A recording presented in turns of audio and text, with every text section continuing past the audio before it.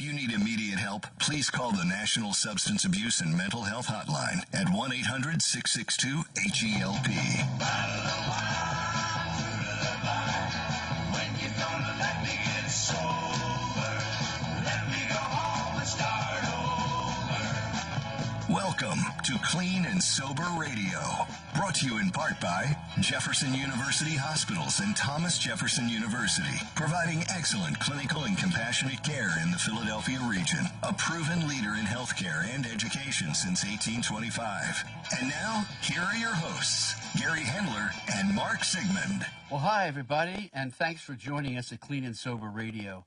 Clean and Sober Radio features real people with real stories about addiction to drugs and alcohol. Mark Sigmund, what is new this week in recovery news? We got some concerning news. The West Palm Beach Police Department said on Wednesday its officers conducted a traffic stop and discovered fentanyl disguised to look like candy. Police say the fentanyl was in pearlescent gumballs. The gumball lookalikes are basically, it looks just like gumballs. And they're very concerned because we have Halloween coming. And supposedly these gumballs were loaded with fentanyl, enough where any kid tries these gumballs, they're going to overdose and die. You know, this is really obvious for parents. We're coming up on Halloween, like you said. Yes. Do not let your kid touch any candy that is not wrapped, professionally wrapped. Yes, and, you know, on Clean and Sober Radio, the last couple Halloweens, we've been bringing this up. Yeah. About how, you know, a terrorist, for crying out loud, could give this stuff out. Yeah. And, you know, very, very concerning. The police department is saying inspect all candy and treats before allowing children to eat it. Learn the signs of fentanyl overdose. Seek help for substance use disorders. Now, again, this is another reason why you need to keep fentanyl in your, not fentanyl, you need to keep Narcan in your cabinet at home, because a lot of times people are caught by surprise. Absolutely. Is that what you got? I got a second one. Oh, what here. is it, Mark? Colombia in Central or Latin America has handed over a chunk of deceased drug lord Pablo Escobar's ranch, famous for its cocaine hippos, to women caught up in the country's armed conflict. President Gustavo Petro said Wednesday. Escobar, once head of the powerful Medellin cartel, was one of the richest men on the planet in the late 1980s. Forbes magazine estimates his fortune at $25 billion. He has had a lavish 10,000-acre Hacienda Napoles estate in northwest Antigua. Shot dead by police in 1993, and now they're finding victims of you know, his terror, and they're giving them part of this land. It's like 10,000 acres. Yeah, there's a lot of movies and stories about him. He was a very successful drug dealer. Yeah, but poisoned and killed so many people, and he was also an expert in escape from maximum security prisons. Yes, and I believe he was the richest man in the world back then. He might have been. Maybe one or two. Maybe one of our listeners could look it up. But, you know, $25 billion in the 80s is insane. Ah, yes, it is. Okay, we have a great show today. Yes, we do. Right? And we're so happy that Steve Forzato is back with us. And I've known Steve for a long time, and I'm just going to read a little bit of his bio, because it is quite impressive. Steve, no blushing when I read this, okay? Steve Forzato, with well over 3 decades of experience, is an expert in opioid for the Center of Addiction and Recovery. 800 Jeff now. The Sidney Kimmel Cancer Center at Abington Jefferson Health. The power to out-science cancer.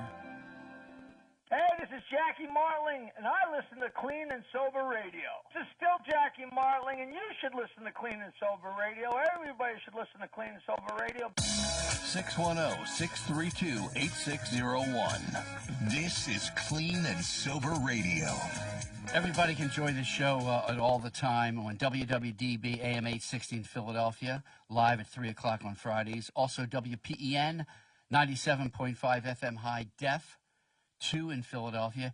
WGAC in Augusta, Georgia, and WJBR 1010 Tampa, Florida. And you can actually listen to this show anywhere in the world with all the technology. Steve Forzato's here, and he is a lawman. Steve, welcome to the show again, brother. Thank you, Gary. Appreciate it, Mark. Yes. Good to see you again. You guys, you do such great work. I want to know, why did you decide to get into law enforcement? How did that happen? And how old were you? Well, that question's posed to you in the interview when you start. And, of course, to protect and serve is the right answer. Yeah, right. But what's your answer? Gunslinger. All about the action. So, Yeah. obviously, we're all influenced by what we experienced as children. Yeah. And all the great shows that were on at the time. The different detective shows and undercovers and all that stuff just sort of added up. And I thought, what better job? I could be an accountant, which is a great career, great profession. Right, Gary? Yeah. And, or right. or I could have a little action. So Yeah. I really just joined to really see the world from a different perspective, not just read about the news, but actually see what's behind the scenes. So, as a kid, were you drawn to excitement, living on the edge? Were you drawn to that? Oh yeah, it's all that dopamine rush that we talk about with addiction. Cap guns? Did you have like cap guns? Oh gosh, yeah, cap guns, and I would save up my pennies to buy new caps for my cap gun, right? Yeah. Because I would use them very quickly. I had two brothers. We had to have wars at home, but yeah, my brother and I actually, we both entered into law enforcement for really the same reason. We just wanted some action. Obviously, we wanted to do good and help folks, but yeah, it's just be on that cutting edge, that dopamine rush that people that jump out of airplanes experience. Right. You go surfing in the high waves. It's just that type of life is what I wanted, and law enforcement, gave me that. So the real life, did it imitate what you watched on television, or was it different? Sometimes, more often, no. I mean, listen, your daily duties, even in my career in undercover work and detective work, maybe out of an 8-hour shift, 7.5 hours of some boredom, writing reports, collecting evidence and all that, and maybe 5-10 minutes of thrills, right? Yeah. Of just excitement, of danger. And so, but then, then when you really get into the undercover work, you could spend hours, days in that role, and it was always exciting. So the dopamine, as most of us that understand addiction, that dopamine rush would continue to work. And then we build tolerance. And so, one risky drug deal for me, like right out here in City Avenue, I remember buying 8 ounces of crack cocaine right outside your building here. That was great. But the next time I wanted to buy a pound or a kilo, I needed more and more to get that thrill. Steve told me a story years ago. Steve's a tough guy, but he's also a very compassionate guy. He sees a guy on the street that was an addict, and he wanted, instead of trying to take him in the cut, Steve went to help him. Steve, tell us about that story. Yeah, so that was in the capital city of Harrisburg in Pennsylvania. Yeah. And I had just walked out of a government meeting, where they were explaining how this 1-800-662-HELP number can be used anywhere. And of course, it was a government meeting. I'm thinking, okay, really? And so I actually walked out of the building, got my state car, drove to the gas station, and a young man, emaciated, had track marks, and, with a sign, I needed money for food. And so I pumped gas, and then I talked to him, and I said, let me ask you a question. I said, are you ready to get some help? I mean, I'm here to help you, but are you ready? I don't want to push this on you. Mm-hmm. And I said, I just left a government meeting. I literally, Gary, I pointed to the building where the meeting was in Harrisburg at the Capitol. And I said, if you're ready, I could call this phone number, right? And he says, I'm ready. I'm done with this life. I've been living on the streets here for too long, and I'm ready. So, I called the number and got him connected to treatment. What it really shows. Cops have such a bad rep. Rep. I'm sure Steve is not alone in this, but there are law enforcement people that actually care. Absolutely.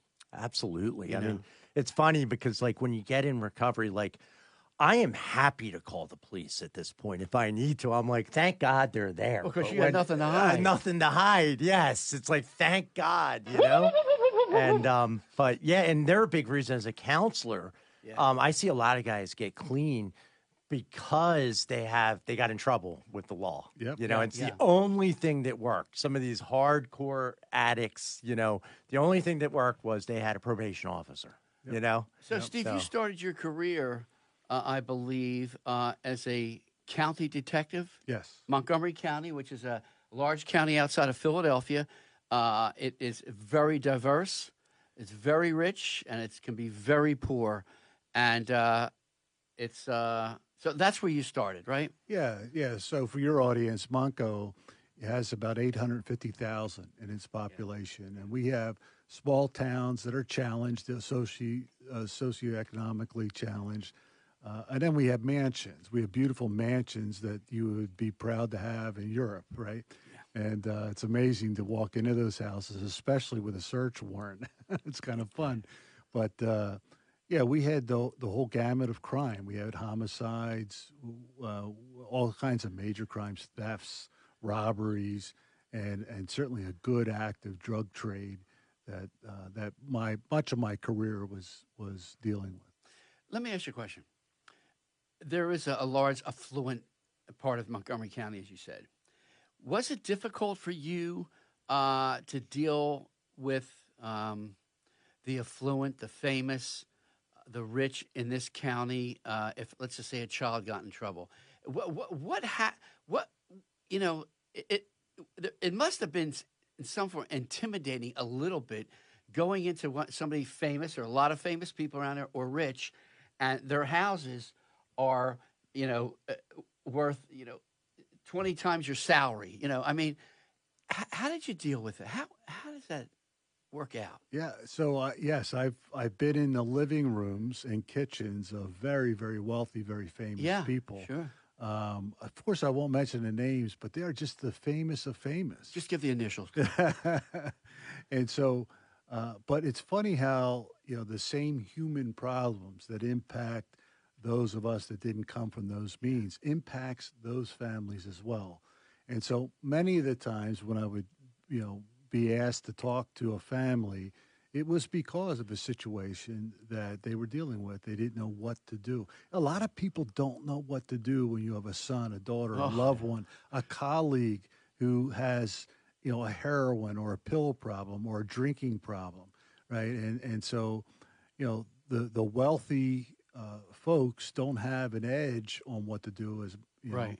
Just like anyone else. They're just like anyone else. We talk about that a lot, Steve. I mean, the phone number, the 1-800-66-HELP number, everybody should have it on a refrigerator. I know from my own kid, when it got to the point, it's like, the doctors don't even know, okay? Yeah. It's a big problem. Yeah, I've used that number a lot. I know you advertise it on your show, and all I could tell the folks that run that number, the SAMHSA folks, I mean, it is, I've been on that phone for hours with people that I'm trying to help get connected to treatment. Yeah. The folks that answer that phone are incredible. I mean, you could talk to them about anything. It could be, hey, the last call I had, I'm introducing you to a family. Their daughter lives in the driveway in her car, shooting heroin. She's pregnant. And by the way, the parents are here. They don't know what to do. That call taker not only talked about the daughter in the driveway, but talked about the mental health and well-being of mom and dad, and connected mom and dad with groups, just like the call taker connected the daughter in the driveway.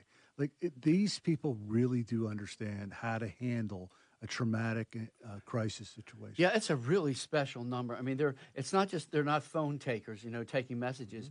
It is an incredible resource for someone who's in trouble. So you were in charge of, and I'm very surprised we never met. You as the cop and me as the defendant. You were in charge in the state of Pennsylvania going after the doctors, I guess the pharmacists, and was it pharmaceutical companies also, Steve? Oh, sure, yeah. What was that? What was it like going in? Give us an example, because I was in a doctor's office when maybe you busted through the door with state police behind you. Was that a rush?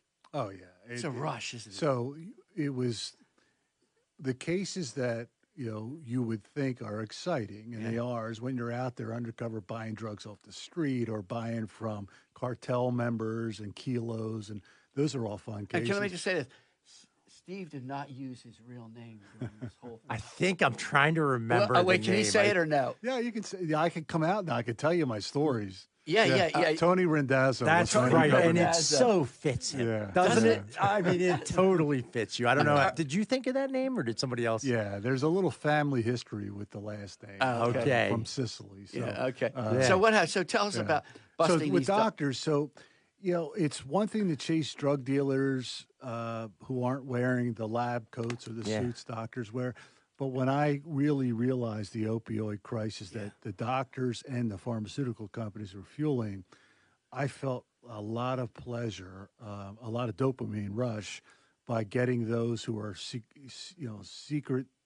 secrete themselves, in their offices, and they're drug dealers in lab coats or suits, and so I remember doing a search warrant in my hometown of Souderton, Pennsylvania. It was a doctor. He was 72 years old. Every patient that walked through his door, he's a family doctor, got a prescription for OxyContin 30 milligrams.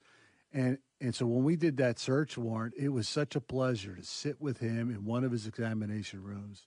And I literally read to him from Pennsylvania law that you are not permitted by Pennsylvania law to prescribe opioids to an addicted patient, right? It's just it's sacrosanct in the law. But is that subjective? I mean, Well- who makes that decision?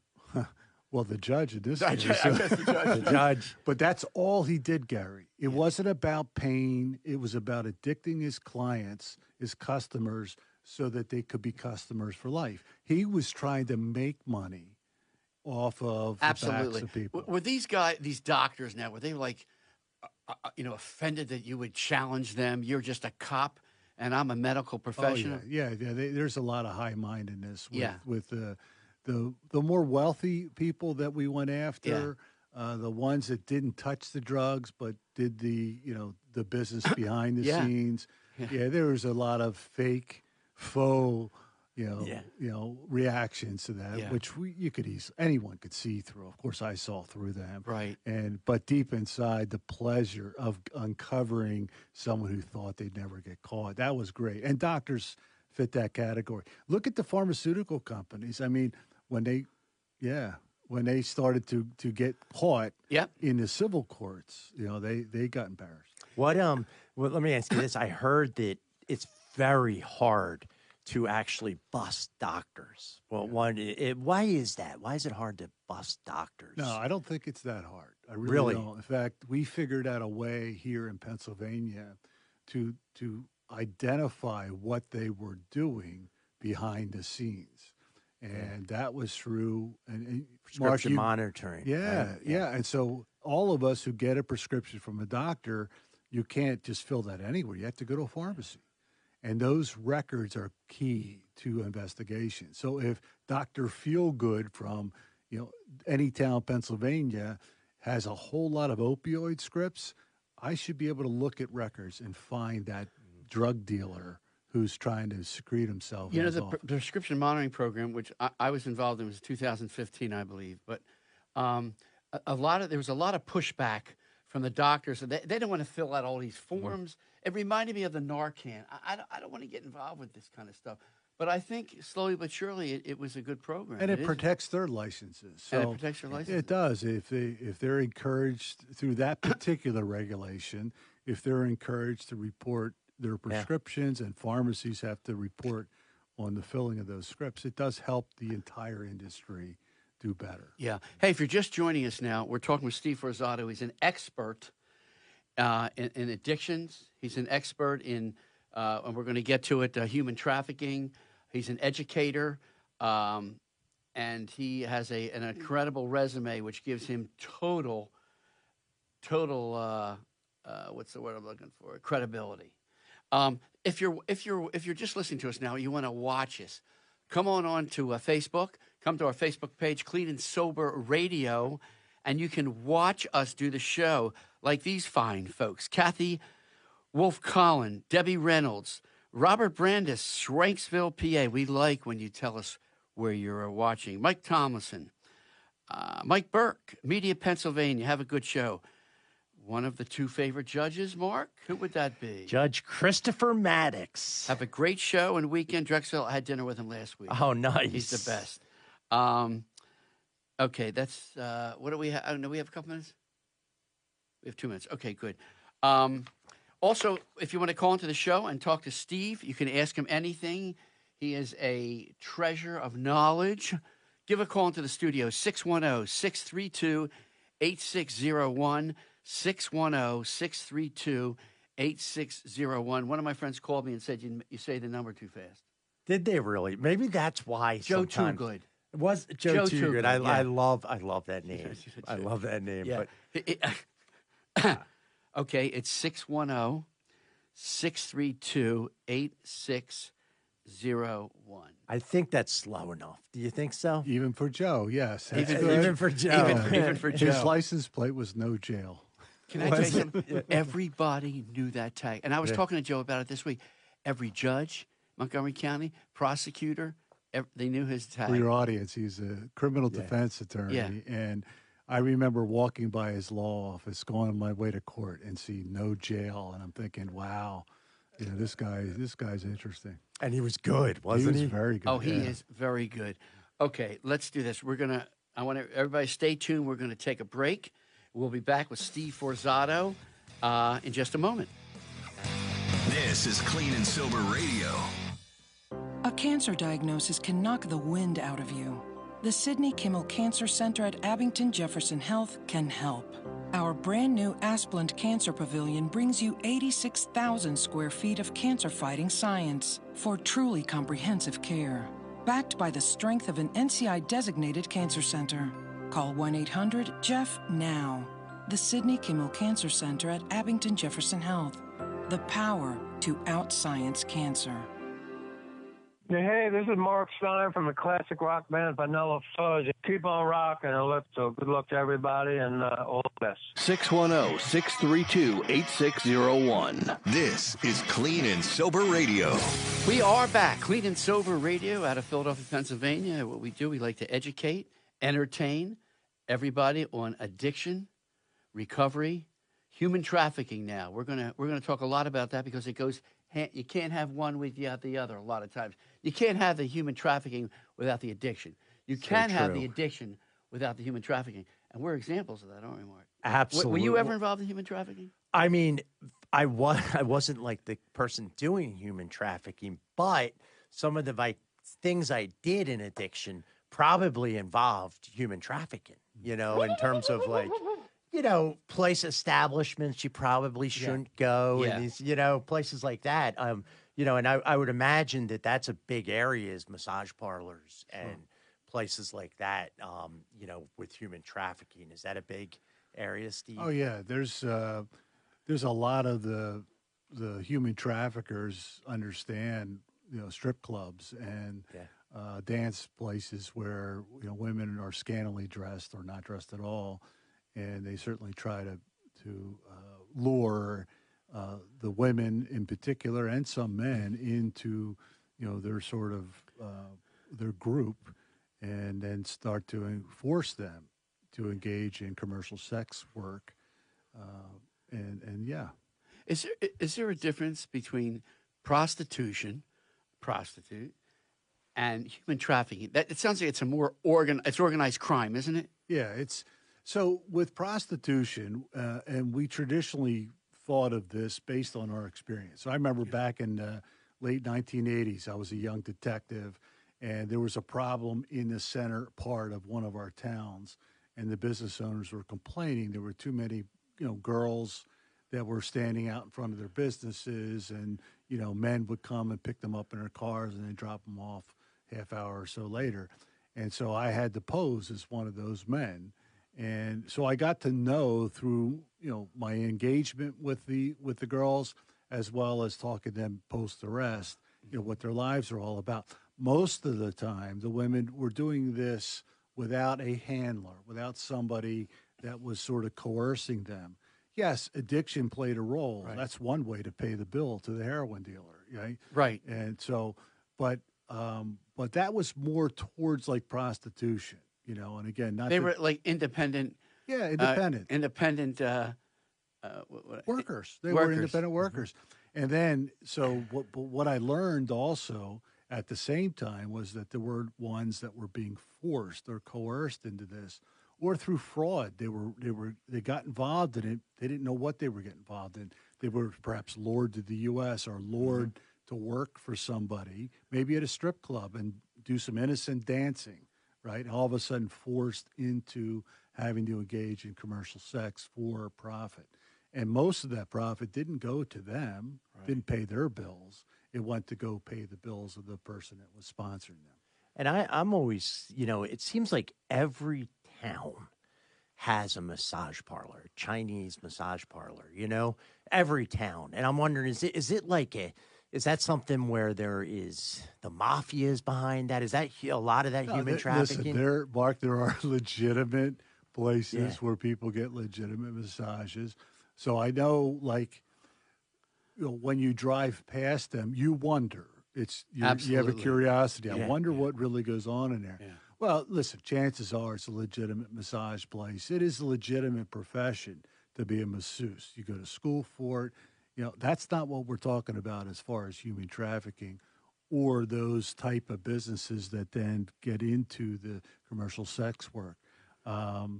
So I listen, I totally understand the curiosity and the concern, but law enforcement has to dig deeper than that sign that says massages, right? They have to actually know what's going on in there.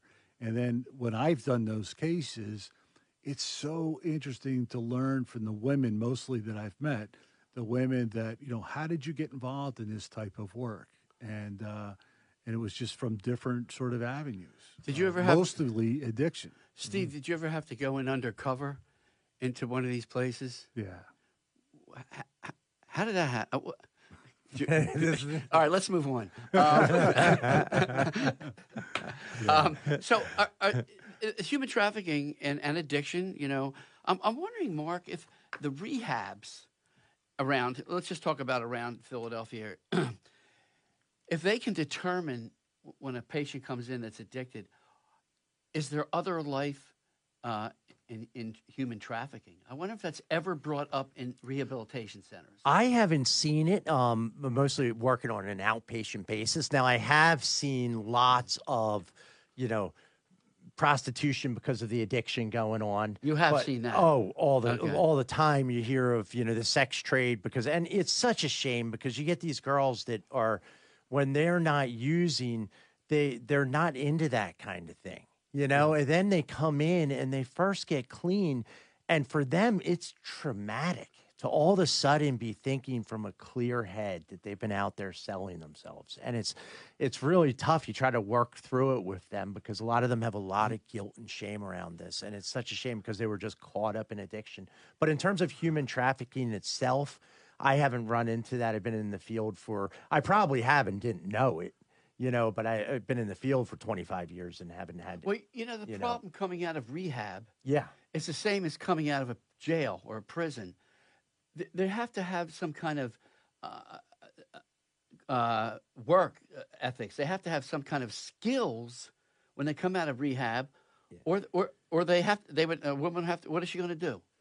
Yeah, and that's what you see. It's really tough, and you see this big problem that we've talked on a lot on here is felonies. And people having a hard time getting jobs, and one of the things sometimes the temp agencies are very helpful in this area where we'll get somebody hooked up with a temp agency. Yeah. And they're able to get some kind of, work to get back into the field, but you're exactly right. They come out and it's like, hey, they know that by tricking, I need to pay my rent, right? Well, there also must be, you guys will know better than me, especially Steve, there must be a high in some way being a prostitute. There must be something there. So to stop that behavior, I wonder if it's as difficult as stopping an actual addiction to drugs and alcohol. Well, it's the if there is such a high, Yeah. and Gary, we're going to learn as we Yeah, we are. engage more and more in this work, but the ability to earn cash, we just had a robbery right outside the station here, right? Yes. Somebody trying to steal money from a Brinks armored car truck. Right. There's a high to gaining ill-gotten money, right? Yeah, And so that I would agree with. But I could tell you that the actual commercial sex work, it's not thrilling. It's a horrible experience.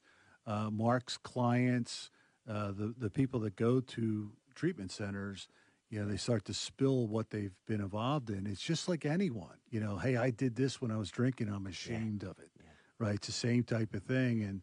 And so when that light goes on and they recognize, oh my gosh, look how far I've fallen, it's really critical that we then, as friends, as supporters, peers, as police officers who care, who give a darn, right? Yeah. Is to encourage them to look at themselves in a different light, that they are worthy of being helped and they're a valuable human being, no matter what they've done. How does that happen, Steve? I mean, you're in jail.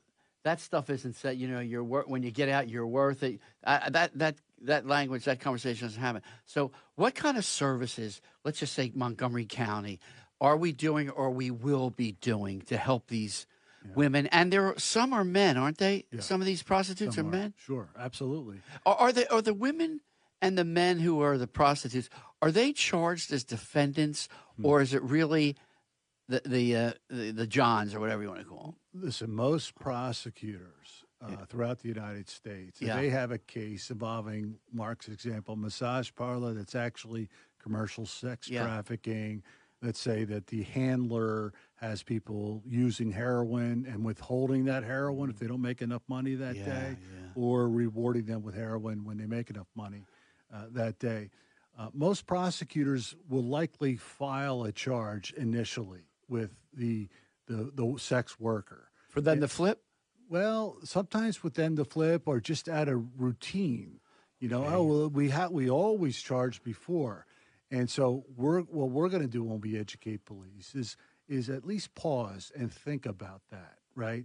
Is this person that is doing this commercial sex work really a victim, or is this person really a perpetrator? And at least pause. And if you decide to go ahead and file the charges, make sure you are aggressively pursuing them, mostly men, that put these organizations together. Be satisfied with a long prison term for those that promote the prostitution, and let's provide trauma-informed help for those that are engaged in it. You can arrest a female that's walking the streets and selling her body dozens of times, and she'll never change, right? Yeah. But if you provide some trauma-informed, supportive care, making sure their addiction is handled in a treatment center, make sure psychologically they're handled, that they feel valued and worthy, work through the childhood things that may have contributed. If you could do that whole approach, which, Gary, we're going to be involved in. We're going to be involved making sure it happens. It's so important. A couple of our viewers, I just want to mention Mimi Dorshu, who's a longtime person in treating people in addiction. I have counseled countless victims of sex abuse, prostitution, trafficking. No one has ever described any kind of high they got out of that behavior, just as you said, Steve. I also want to mention that Howard Raymond, hello, Howard, is watching. It's so interesting, the correlation between sex trafficking and addiction. There's so many of the same reasons why somebody gets into either one of those lifestyles. And it's a shame because sometimes, especially with prostitution, you dig and you find that the vast majority have been sexually abused growing up by a caregiver, and it's almost like they're repeating the trauma and they're living it out in their own life. And it's just a devastating thing. Do you think it's because these people, and we've been discussing, they have no hope? They have no vision of what life could really be.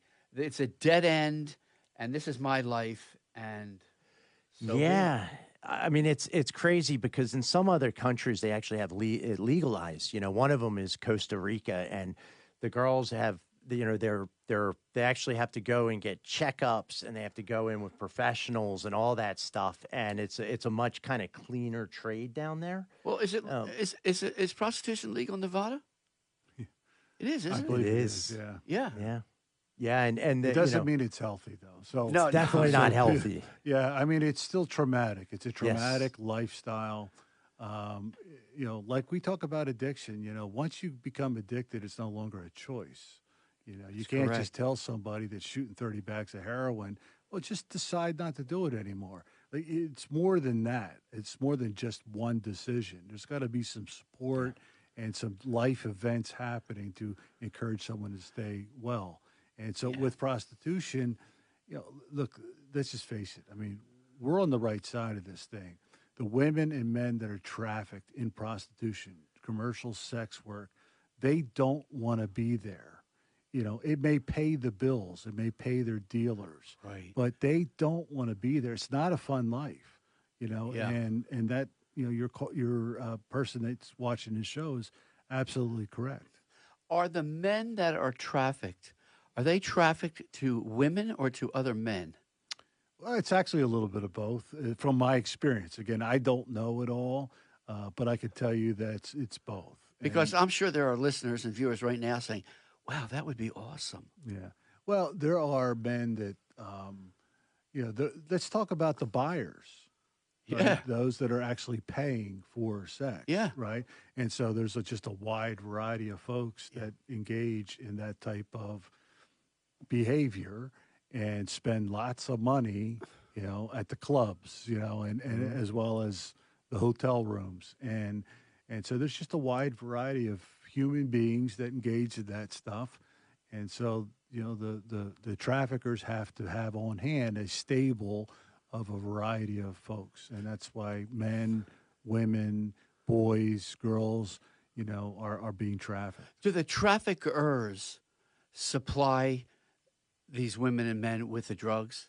Oh, yeah. Is that how they get it? So oftentimes, yes. Yeah. Of course, they could be easy. If they're not a dealer, Yeah. they could certainly have an associate that picks up that side of the business. But in the cases that I've been involved in, the trafficker was the supplier. I would also imagine, Steve, that some of these Johns that have these prostitutes, they're giving them drugs too. Oh, sure. Absolutely.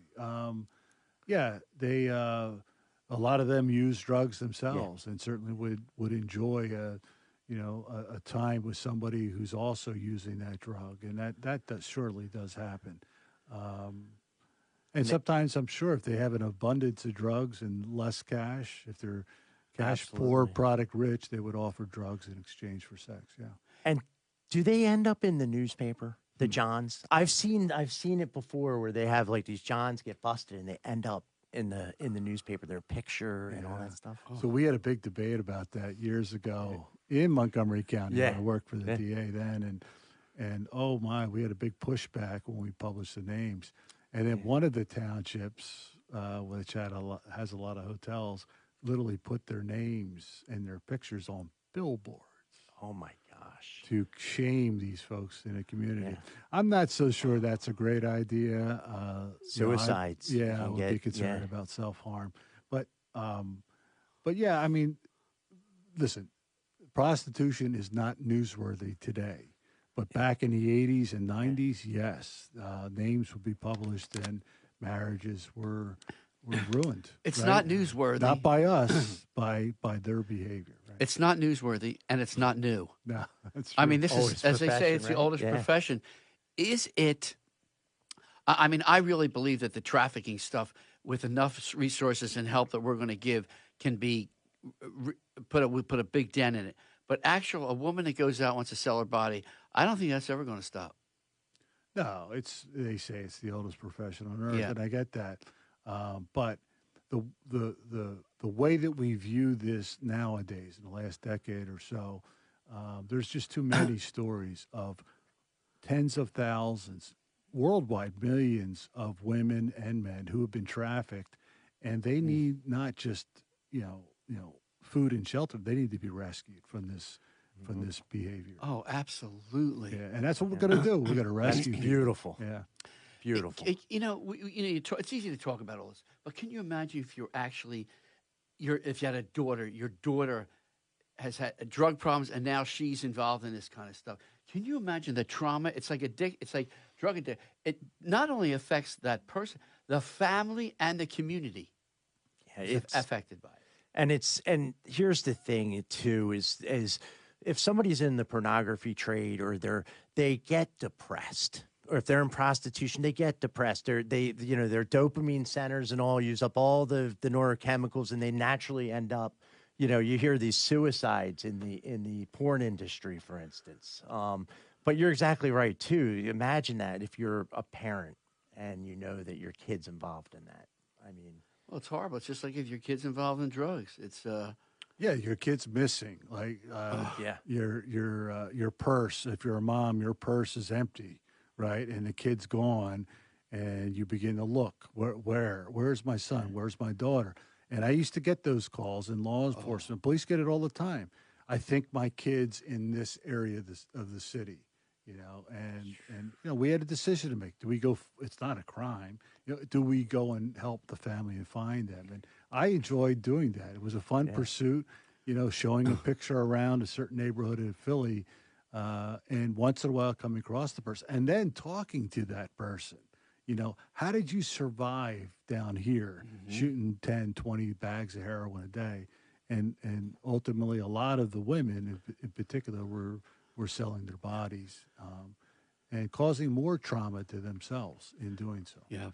If you're just joining us now, Steve Forzato is with us, an expert in the opioid addiction problem in this country and a lot of other stuff. A lot. Yeah.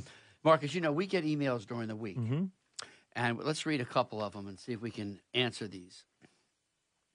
Stephen M. from Dallas, Texas. Let's get real, Mark and Gary.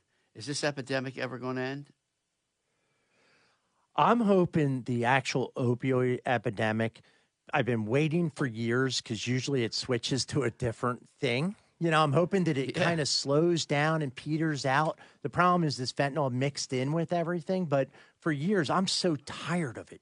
I'm so tired. Mark, everybody the general public is tired of hearing. Yes, and it usually switches at some point. The problem is it's switching to harder fentanyl or harder synthetics. And, but I think at some point it's got to slow down. Yeah. We have to take another break, and we'll be back with Steve Forzato. Give us a call. Let's talk. 610-632-8601. This is Clean and Sober Radio. A cancer diagnosis can knock the wind out of you. The Sidney Kimmel Cancer Center at Abington Jefferson Health can help. Our brand new Asplund Cancer Pavilion brings you 86,000 square feet of cancer-fighting science for truly comprehensive care. Backed by the strength of an NCI-designated cancer center. Call 1-800-JEFF now. The Sidney Kimmel Cancer Center at Abington Jefferson Health. The power to out-science cancer. Hey everybody, this is former Philadelphia Flyer Chris Terrian, and you're listening to Clean and Sober Radio. 610-632-8601. This is Clean and Sober Radio. Mics are on. We're back. Steve, so we're very fortunate that we work and we live or near Montgomery County outside of Philadelphia. A very diverse, as we said, population, but it's a very progressive government, I feel.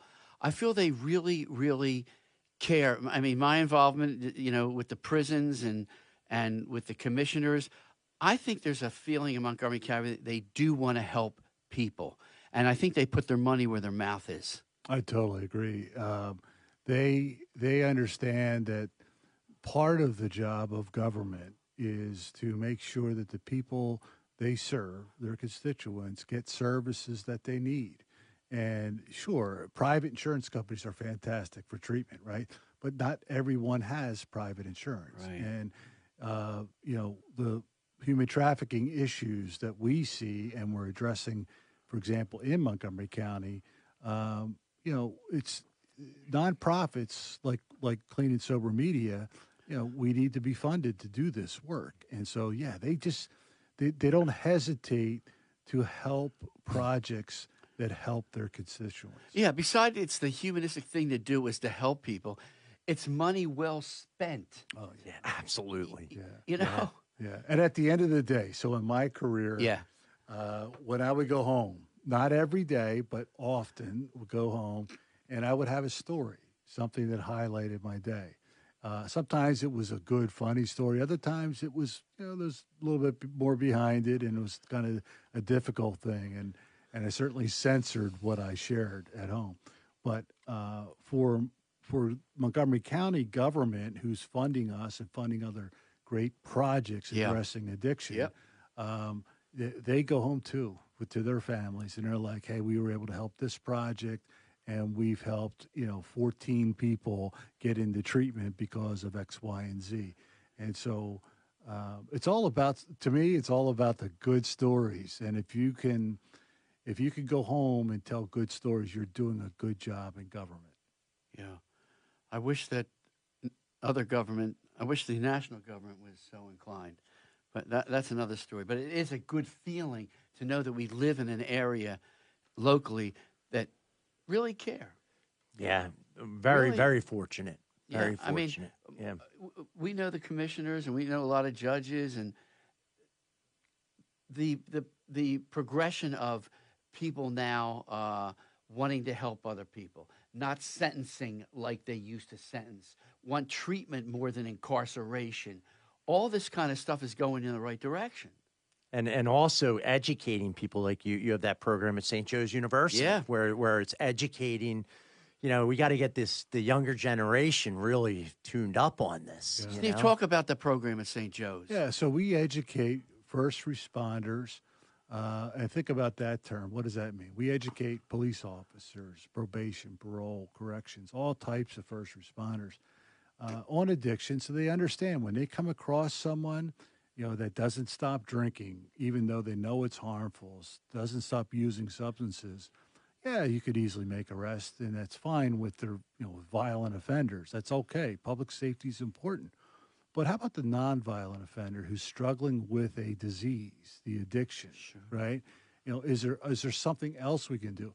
25, 30 years ago, very few people understood, hey, people use heroin because they don't want to be sick anymore because the addiction already set in. People didn't understand that. People didn't accept it. Nowadays, we teach first responders because they're an open audience. They want to understand, how does treatment work? Does it really work? Show me examples. And someone like Mark comes in and says, well, here's Johnny. You can change their name. Here's Johnny. Johnny's somebody that was using heroin or drinking themselves to death, went through treatment, and all of a sudden they're doing better. Police officers and others in the court system, they don't see the good stories enough, right? So we at St. Joe's share those good stories. We've hit about 10,000 first responders in 5 years. Sorry it's taken that long to do that, but we have figured out a way to get to first responders. 47 states we've reached. It's been really wonderful. And including the states that your program is on, we've had police officers from all of those areas attend us virtually. Steve, is there a resistance at first? Oh God, at first Yeah. it was really hard at first. Really? Yeah. Oh yeah, it was like, what, we have enough to do. We're transitioning to tasers, and we don't have enough training time. Or will you pay our overtime to attend your classes? I'm like, I'm not made of money. Like, this grant doesn't pay people to attend the training on overtime. And so in the beginning, but then what happened was we figured out the key. I'll tell you the secret of our success is when you get a police chief or a leader on the phone and they start to share about a family member that they've dealt with, and you make that connection as one of our schedulers, they see the value of this program. And when they invite us in, they sit in the class with us because they want to learn, how do you communicate with a loved one? Look, forget the citizen for a moment, just for a moment. Forget the patrol officer who comes across somebody in a back alley. Yeah, that's a critical time. It's exciting to talk to people like that. What about the chief's brother or the chief's sister or the lieutenant's sibling, right? I mean, it goes on. And so, yeah, people are starting to take our classes more and more because they want real solutions to their own issues. And it's sad but true, but I think it's getting better. If these problems don't hit your own family, it's sort of like whatever. But I tell the story when I was in Harrisburg at the working for the governor for the drugs. A police chief from Western Pennsylvania came into our board meeting, and he said, I don't know if he had a Southern accent, but I used to think you people are all this, that, and that, until my son came home and said he was a heroin addict. Bang. Yep.